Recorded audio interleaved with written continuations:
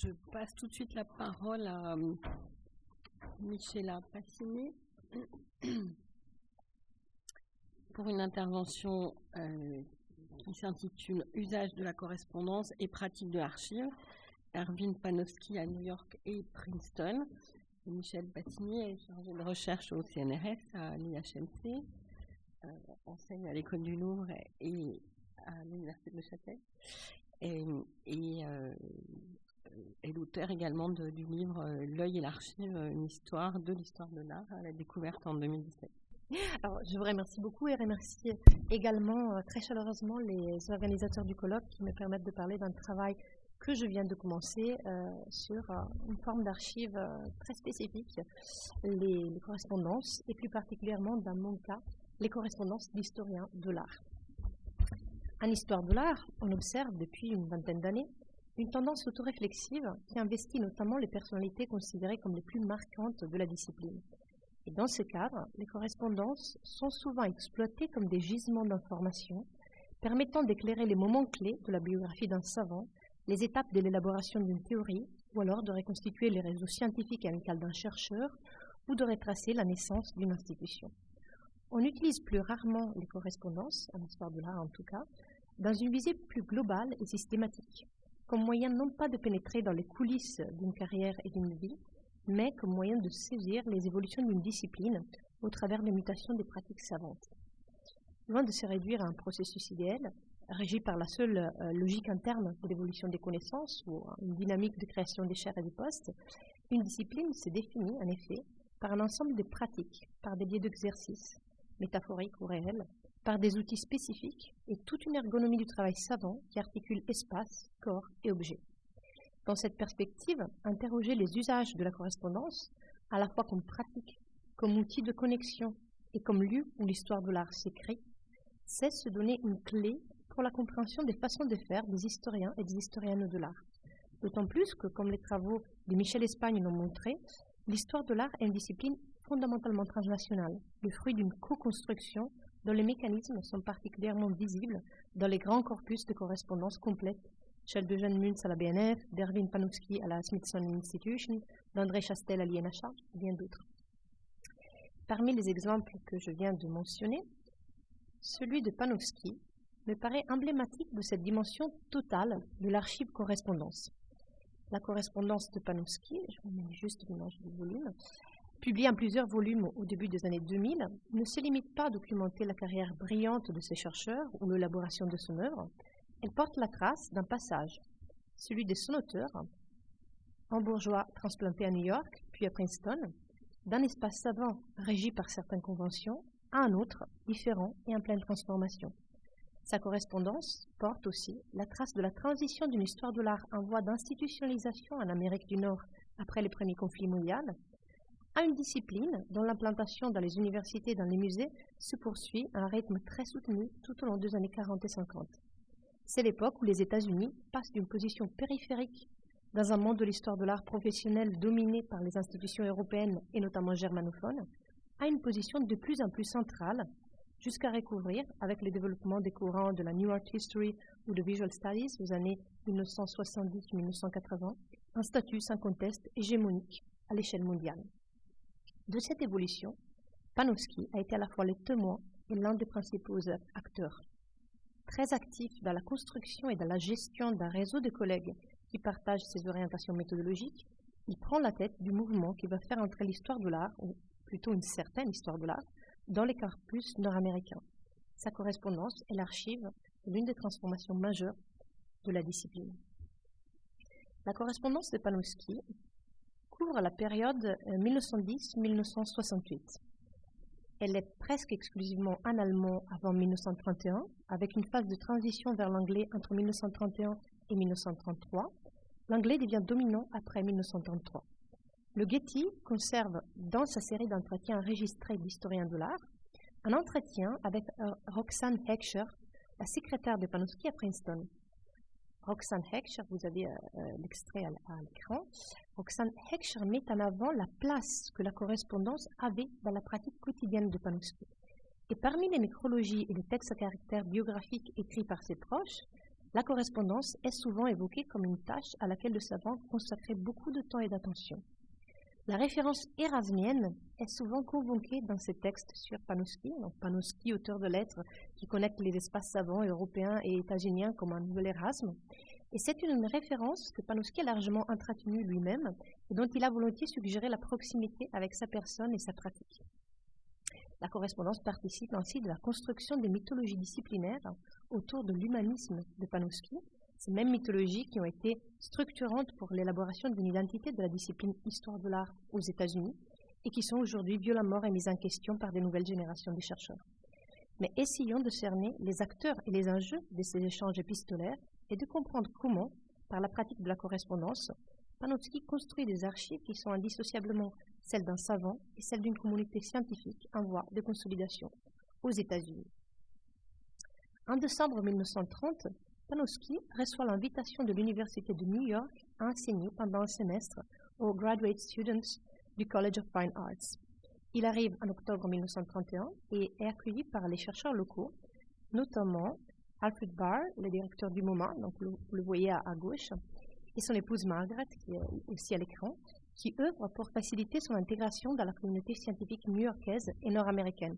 Et Margaret Barr, notamment, va avoir un rôle absolument central dans l'adaptation de Panofsky à son nouvel environnement scientifique institutionnel.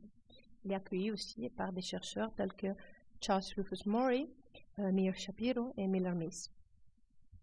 Le texte de la première conférence que Panofsky donne aux États-Unis, à Princeton en décembre 1931, et qui, connaissant un franc succès auprès de ses collègues, va lui assurer plus tard un poste dans cette université, permet de se faire une idée plus précise de ce que les chercheurs nord-américains ont pu percevoir du travail de Panofsky à ce moment, de ses objets, de sa façon de les aborder. Cette intervention, qui s'intitule Classical Mythology in Medieval Art, traite de la résurgence des thèmes de la mythologie gréco-romaine au Moyen-Âge et explore en profondeur les raisons de la déconnexion des formes classiques et des contenus classiques qui se produit alors dans l'art occidental. Princeton est à cette époque le centre d'un renouveau des études iconographiques autour notamment du médiéviste Charles Rufus Maury et du projet, vous l'avez ici, de l'Index of Christian Art, un répertoire exhaustif de l'iconographie chrétienne. La correspondance de Panofsky montre à quel point Maury et ses collègues avaient apprécié l'analyse iconographique des thèmes mythologiques et de leurs réconfigurations successives que Panofsky avançait dans sa conférence. Mais au-delà de ce travail d'une extrême érudition, mobilisant des sources textuelles et visuelles multiples, Panofsky aboutissait dans cette intervention publique à une théorie de la Renaissance et des Renaissances dans l'art européen et une interprétation unitaire et globale du phénomène du classicisme. La philologie visuelle était désormais au service d'une histoire culturelle de l'Occident. Et c'est ce soudain élargissement de l'horizon de l'histoire de l'art qui a conquis les chercheurs nord-américains. Panofsky reprenait certes la vision de l'iconographie et de son rôle parmi les outils de l'historien de l'art élaboré au sein du cercle de Warburg pendant la décennie précédente, mais il l'infléchissait dans le sens d'un travail essentiellement historien, attentif aux déterminations sociales de l'activité artistique, que les chercheurs nord-américains des années 1930 pouvaient s'approprier plus facilement que le projet totalisant d'une science globale de la culture promu par Warburg. Et c'est aussi et surtout l'idée d'une histoire de l'art comme domaine phare des humanities que Panofsky apporte à des chercheurs américains alors engagés dans la consolidation et dans la légitimation de la discipline histoire de l'art au sein de l'université. À partir de cette première performance publique aux États-Unis, il est possible de suivre très précisément, presque au jour le jour, et vraiment au ras de texte, la construction de la notoriété de ces chercheurs allemands qui, bien avant son licenciement par les nazis, de son poste à Hambourg, se construit aux États-Unis une réputation d'excellence scientifique et presque d'exceptionnalité en tant que porteur de réflexions méthodologiques résolument novatrices dans les domaines de l'histoire de l'art. That's iconography, c'est ça de l'iconographie, s'exclame Maury dans les comptes rendus de ses premières rencontres avec ses collègues nord-américains que Panofsky fait à son ami Fritz Axel. Et c'est Maury, toujours c'est Panofsky qui le raconte dans plusieurs lettres à plusieurs correspondants, c'est Maury qui s'est offert de loger Panofsky chez lui pendant son séjour à Princeton pour que les chercheurs allemands puissent faire une conférence pour laquelle il n'est pas rémunéré. J'ouvre une parenthèse, juste une parenthèse parce que je n'ai pas le temps d'en parler ici, mais c'est une parenthèse qui me paraît très importante. L'argent et son manque sont des sujets particulièrement présents dans la correspondance de Panofsky de ces années, tout comme la question de la judaïté. Ces questions mériteraient un développement à part, que je n'aurai pas le temps d'entreprendre ici. On pourra en discuter plus tard si vous le souhaitez. Mais il est essentiel d'utiliser la correspondance comme archive de la dimension matérielle du travail savant. Archive qui permet de déjouer la représentation de soi produite par Panofsky dans ses écrits autobiographiques, dans lesquels ces questions-là sont largement occultées. Si une rémunération financière n'est pas prévue pour ces conférences dans les universités nord-américaines, sa correspondance montre que Panofsky est très conscient de la rémunération symbolique qu'elle lui procure. Les chercheurs qui l'invitent facilitent la publication des textes de ses interventions en anglais. Vous voyez à l'écran un extrait d'une lettre de William Evans Jr., qui est alors à la tête du département des estampes du Metropolitan Museum of Art. Et il s'exprime sur la conférence dont je viens de parler, Classical Mythology and Medieval Art, qu'il veut publier dans le Metropolitan Museum Studies. Les conférences que Panofsky donne dans différents centres contribuent à faire connaître ses recherches, mais la manière dont on parle de lui dans les correspondances des chercheurs qu'il côtoie montre aussi que, en plus du contenu, c'est souvent la forme qui impressionne ses interlocuteurs. Alfred Barr, le directeur du MoMA, souligne par exemple dans une lettre à Samuel Courtauld son excellent command of English and sensitiveness to the development of his students. Son talent pour l'enseignement revient sans cesse dans les lettres de ses collègues qui essayent de le garder aux États-Unis. Lorsqu'au printemps 1933, la situation précipite et que Panofsky perd son poste à Hambourg, il devient un véritable cas, le cas Panofsky. C'est lui-même qui plaisante de Fall Panofsky dans sa correspondance sur cette question. Il devient un véritable cas dans la communauté restreinte des historiens de l'art new-yorkais et princetoniens. L'activité épistolaire de ses amis et collègues à New York et Princeton devient alors particulièrement intense. La correspondance documente la cristallisation d'un réseau de soutien à Alfred et Margaret Barr, Charles Rufus Murray, Walter Cook, mais aussi les anciens collègues allemands de Panofsky, Ludwig Giusti ou Heinrich Wölfflin, qui contribuent à élaborer une image publique du savant axée sur son excellence en tant que chercheur, mais aussi sur ses qualités humaines. Il est très proche des étudiants, c'est un bon collègue, très généreux de son temps, etc. etc. Donc, il faudrait faire une analyse plus fine de cette élaboration d'une image publique de Panofsky qu'il contribue largement à façonner.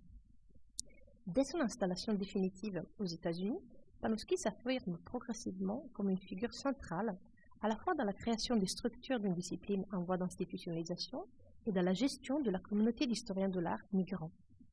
La présence et l'activité du savant à New York et puis à Princeton dès 1935 sont étroitement liées à l'essor du Institute of Fine Art à New York et de la School of Historical Studies du Institute for Advanced Studies à Princeton, qui vont constituer un binôme central dans l'implantation et dans la diffusion de l'histoire de l'art dans le monde universitaire nord-américain. La correspondance de Panofsky livre les portraits d'un savant extrêmement actif dans la construction et la régie d'un réseau de collègues dont il contribue à faciliter les communications et les circulations. L'une de ses contributions les plus importantes à la consolidation de l'ossature institutionnelle de la discipline aux États-Unis consiste précisément, je crois, dans ce travail de mise en réseau de savants européens et nord-américains, par lesquels Panofsky contribue également à la qualification et à la visibilité des chercheurs qu'il recommande et qu'il met en contact avec leurs homologues nord-américains. Plus particulièrement, entre son installation définitive à New York et la fin de la Seconde Guerre mondiale, Panofsky déploie une intense activité de consultant pour les dirigeants universitaires nord-américains en quête de chercheurs européens à embaucher. Les lettres de recommandation en faveur d'anciens collègues et d'étudiants représentent à cette époque une partie importante de sa correspondance. Non seulement Panofsky est souvent sollicité, plus ou moins officiellement, par les représentants des institutions américaines pour son expertise sur les aptitudes et les compétences d'un chercheur germanophone, mais ce sont aussi des associations comme l'Emergency Committee in Aid of Displaced Foreign Scholars, ainsi que des anciens collègues restés en poste en Allemagne, qui s'adressent à lui pour soutenir des savants en difficulté. Panofsky intervient surtout dans des situations délicates, comme lorsqu'en 1937, il alerte Walter Cook, le directeur du Institute of Fine Arts de l'Université de New York, à propos du recrutement de Wolfgang Steko sur un poste d'assistant à l'Université de Wisconsin. Alors, Steko, qui est un spécialiste de l'art flamand, était professeur associé à l'Université de Göttingen et avait quitté l'Allemagne en 1936. Après son recrutement à Wisconsin, le contrat d'un autre assistant de la même université, un Américain, Lawrence Schmeckbier, n'avait pas été reconduit. Prévenu par Steko, Panofsky essaye alors de trouver un nouveau poste pour Schmeckebeer. L'enjeu, l'image publique des chercheurs juifs immigrés, est de taille. Comme Panofsky le souligne dans ses échanges épistolaires avec Cook, ils ne peuvent absolument pas se permettre de donner l'impression que leur intégration dans les mondes universitaires américains s'est faite aux dépenses des chercheurs locaux. Cette prudence détermine chez Panofsky une politique de la migration savante dont les principes sont très rarement explicités, se donnent à voir dans la pratique et notamment dans les dizaines d'échanges documentés par la correspondance dans lesquels se décident des affectations des uns et des autres. La même réserve refait surface dans les textes que Panofsky a écrits plus tard dans sa carrière pour justifier et illustrer sa pratique. Loin d'introduire un principe de concurrence, la migration des savants germanophones aurait contribué à l'épanouissement de l'histoire de l'art dans sa forme institutionnelle. Il écrit notamment « No foreign art historian has, to the best of my knowledge, ever displaced an American born ». Ce sont ces mots en 1952. Donc, aucun historien de l'art germanophone migrant a pris la place d'un historien de l'art ou d'un chercheur états-unien. La pratique de la lettre de recommandation devient donc à cette époque très présente dans la correspondance de Panofsky. Et au-delà de la reconstitution des carrières, l'enjeu ici est de saisir très précisément l'élaboration des critères de légitimité, à la fois scientifique et institutionnelle des chercheurs. Bref, la fabrique de l'historien ou de l'historienne de l'art, parce qu'il y a évidemment un caractère très genré à ces lettres de recommandation, et du point de vue de Panofsky, la fabrique d'un nouveau type d'historien de l'art pour le nouveau monde. Dans la perspective d'exploiter la correspondance comme archive d'une transformation de la discipline qui est indissociablement intellectuelle et matérielle, la question du public de Panofsky est primordiale pour cerner la diversité des espaces entre lesquels les chercheurs évoluent et les contraintes qu'a impliqué son déplacement et l'investissement des institutions de l'histoire de l'art américaine. Dès qu'il commence à enseigner aux États-Unis, Panofsky se heurte à une organisation académique et disciplinaire très différente de celle qu'il avait connue. Il remarque notamment la place de l'histoire de l'art, qui se pratique dans un département à New York, notamment, où l'on enseigne également les arts plastiques. En Europe, la séparation de deux domaines avait été l'un des présupposés, le principal peut-être, de l'autonomisation de l'histoire de l'art et de sa constitution indisciplinée. On manque des éléments qui permettraient de saisir plus précisément la composition du public de Panofsky, de l'auditoire de Panofsky à New York ou à Princeton, même si l'on sait, par exemple, qu'il n'a jamais fait cours pour les undergraduates et que parfois des collègues, et non seulement des étudiants, suivaient ces séminaires. On peut néanmoins prendre la question plus globalement, en considérant l'ensemble du parcours de Panofsky aux États-Unis, et relever par exemple son étonnement lorsque, au début de sa carrière américaine, il est invité à tenir une conférence au Collège féminin de Wellesley. Panofsky, il écrit à son épouse, Dora, il découvre alors que sa lecture sera écoutée par la totalité des étudiantes et des membres de la faculté, environ 400 personnes. Donc 400 personnes surtout, qui sont pour la plupart d'entre elles non formées à l'histoire de l'art. Le contexte universitaire que Panofsky vient alors d'intégrer est de ce point de vue radicalement différent de ce qu'il avait connu à Hambourg. Le passage du séminaire, avec tout ce qu'il implique d'exclusivité, de spécialisation, mais aussi d'interaction avec l'auditoire, à la lecture, frontale, formelle et forcément plus généraliste, est loin d'aller de soi. En 1952, bien qu'il se soit depuis longtemps habitué à ce type de dispositif, Panofsky remarque que les chercheurs américains se trouvent face à un public non professionnel et unfamiliar bien plus souvent que ses homologues en Europe. Non seulement les occasions sociales de production et de diffusion du travail savant sont différentes, c'est le but même qui varie. Comme d'autres chercheurs européens immigrés, Panofsky constate un changement de cadre qui, loin de ne conditionner que la forme de son travail, en modifie fortement les contenus et l'épistémologie. On a parfois dénoncé, chez lui, une forme de renoncement théorique qui serait intervenue une fois les chercheurs confrontés à son nouvel environnement américain. Prendre en compte l'évolution de sa pratique, en plus de changements explicitement annoncés dans les textes, permet de nuancer un tableau biaisé par un jugement inhérent à nos propres attentes et de lire l'évolution de l'écriture de Panofsky comme une stratégie d'adaptation au contexte qui, sans être bonne ou mauvaise, a permis aux savants de traduire avec succès sa façon de faire, ce qui a assuré à ses travaux une diffusion inimaginable dans son espace d'origine et l'occupation d'une position dominante. La correspondance du savant est l'archive d'une telle évolution et son étude invite à saisir la dimension la plus matérielle d'une telle reconversion de Panofsky et à dépassionner notre appréhension de sa trajectoire. De ce point de vue, les changements de langue et le rapport différent à l'oralité ont été déterminants dans le développement d'un nouveau style d'expression scientifique. Dans des textes autobiographiques qu'il a pu écrire à ce sujet, Panofsky revient sur la valeur formatrice d'une telle expérience de déracinement et d'appropriation de nouveaux moyens expressifs sous la forme d'une boutade, qui est très célèbre chez les historiens de l'art. Quand il écrit en anglais, même un historien de l'art allemand doit savoir ce qu'il veut dire et s'y tenir. Derrière le trait d'humour, on entrevoit l'histoire longue de représentation qui se rattache aux différentes traditions intellectuelles nationales. La qualité abstraite, excessivement théorique et selon certaines le manque de clarté de l'art scientifique est un lieu commun dans les discours des historiens de l'art français sur leurs homologues germanophones dès le début du siècle et notamment après la Grande Guerre. Et cette vision très négative de l'allemand scientifique se répand chez les chercheurs nord-américains à l'époque de la migration massive des chercheurs juifs germanophones fuyant le nazisme et qui investissent l'espace universitaire anglophone. Dès son arrivée à New York, Panofsky s'interroge sur la manière... C'est une lettre que je voulais vous montrer à propos d'autre chose.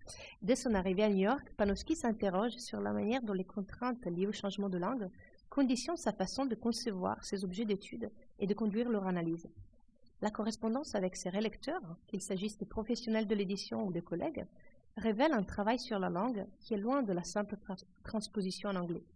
Au-delà des aspects les plus techniques de l'autotraduction qu'opère Panofsky, c'est une autre posture que le savant atteint par les passages à l'anglais.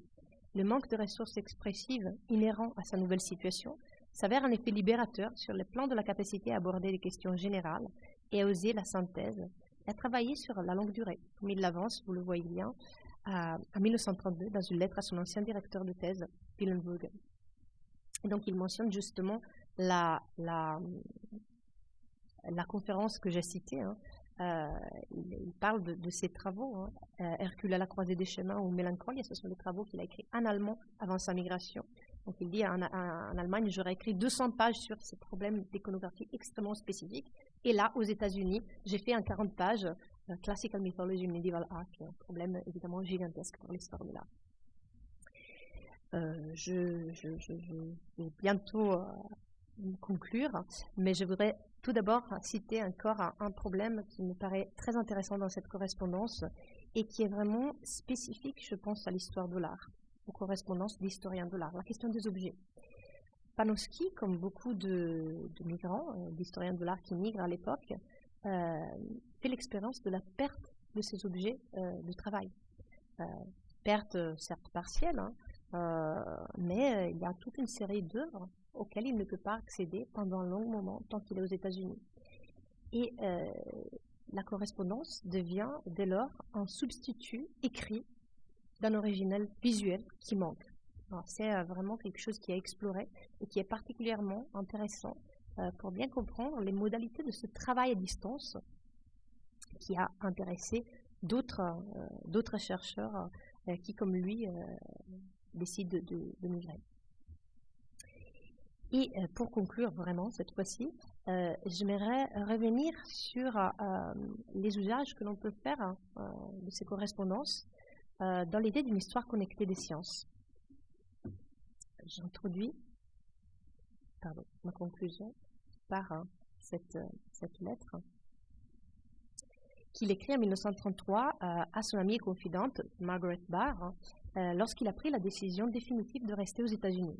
Il livre une analyse très lucide des facteurs qui permettent une bonne intégration, celle où les savants étrangers transforment sa pratique au contact de son espace d'accueil, qui à son tour évolue grâce à l'assimilation des méthodes autres. Donc je vais la lire dans son texte original.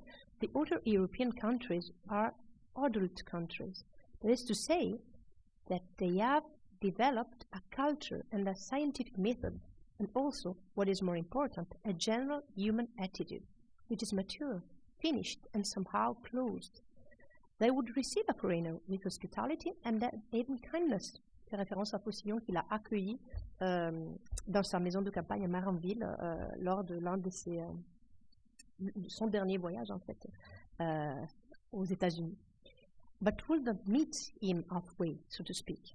He would have to adapt himself completely to the indigenous country, encombré par une tradition, c'est en français dans le texte. And I am certainly too old and probably too German for that, in spite of my much maligned race, unless he would remain an isolated outsider for all his life. America, however, is still in a state of moldable plasticity, not only willing to give, but also to take. Depuis les travaux fondamentaux sur les échanges culturels franco-allemands, qui ont ouvert un nouveau domaine à la recherche, tout en posant une méthode, un questionnement et un vocabulaire, on travaille sur les flux d'hommes, d'idées, de notions, d'outils, de pratiques, de termes. La circulation s'est affirmée comme un outil clé de nos disciplines. Et bien plus qu'un objet, elle devient un paradigme, un prisme au travers duquel de nombreuses réalités historiques sont observées et qui conditionnent puissamment notre façon de les aborder. L'histoire de l'art et l'histoire du discours sur l'art, en particulier, offrent un terrain idéal aux chercheurs qui s'intéressent à la dimension circulatoire de l'élaboration de nouvelles formes de savoir. Et une correspondance comme celle de Panofsky, une correspondance complète, permet, me semble-t-il, de prendre dans le sens le plus concret la question de ce que circuler, se rencontrer, veut dire dans les langages des sciences humaines. Contre une vision parfois trop fluide de ces échanges, de ces rencontres, la correspondance est encore une fois l'archive des aspérités, des inerties, des résistances, de tout ce qui ne circule finalement pas et qui est tout aussi important pour l'historien. Je vous remercie.